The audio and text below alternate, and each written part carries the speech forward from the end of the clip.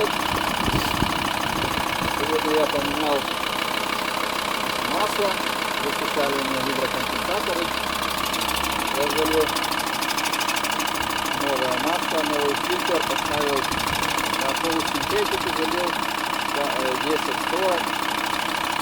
Также добавил вот такую вот присадочку гидрокомпенсаторов.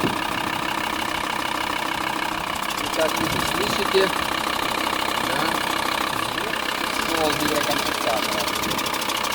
Это вот этот жуткий звук, который вы сейчас слышите, это трет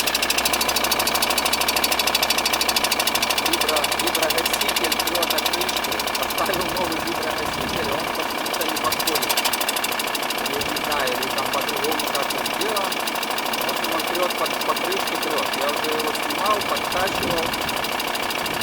И он все равно там чуть-чуть достает. Посмотрим. Если этот шум не уйдет, надо будет опять разбирать и опять подкачивать. Это не самая сильная проблема. Проблема с гидрокомпенсаторами решена благодаря замене масла и вот этой вот присадки. Так что рекомендую, пользуйтесь. Те, кто хотел промывать двигатель, вот промывку я вам не советую. Общался я с СТО Volkswagen, они категорически против.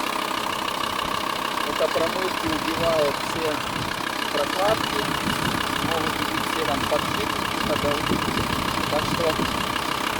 так что промывки я вам не рекомендую, так же как и СТО Volkswagen, фирменные СТО Volkswagen.